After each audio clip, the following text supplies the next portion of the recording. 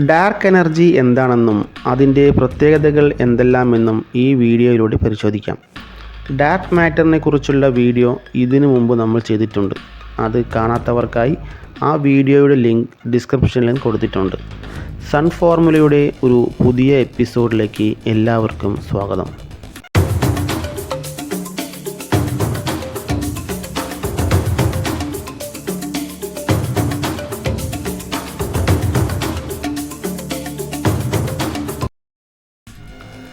Dark energy എന്നത് പ്രപഞ്ചത്തിൽ ഏറ്റവും കൂടുതൽ വ്യാപിച്ചു കിടക്കുന്ന ഊർജത്തിൻ്റെ ഒരു അജ്ഞാത രൂപമാണ്.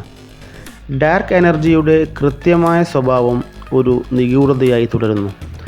1929 എഡ്വിൻ ഹബിൾ നടത്തിയ നിരീക്ഷണത്തിൽ പ്രപഞ്ചം വികസിക്കുന്നതായി കണ്ടെത്തി. അതിൽ നിന്നും പ്രപഞ്ചത്തിൻ്റെ വികാസം ദൂരം കൂടുന്തോറും വികാസത്തിൻ്റെ തോതും വർദ്ധിക്കുന്നതായി കണ്ടെത്തി.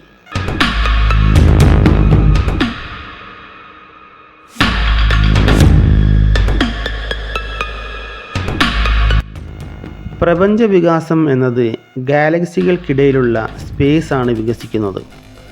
ഗ്രാവിറ്റിക്ക് പരസ്പരം ആകർഷിക്കാനുള്ള കഴിവാണുള്ളത്.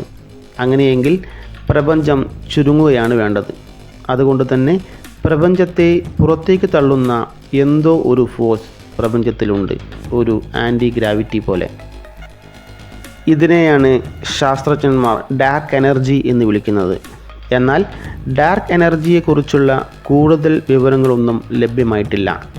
ശാസ്ത്രത്തിൻ്റെ വരും കാലങ്ങളിൽ ഡാർക്ക് എനർജിയെക്കുറിച്ചുള്ള വിവരങ്ങൾ നമുക്ക് ലഭിക്കും എന്ന് വിശ്വസിക്കാം.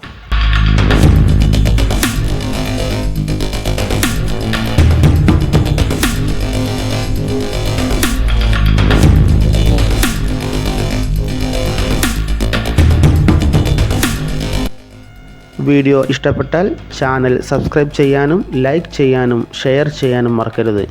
വീഡിയോയെക്കുറിച്ചുള്ള അഭിപ്രായങ്ങൾ കമൻറ്റിലൂടെ അറിയിക്കുക.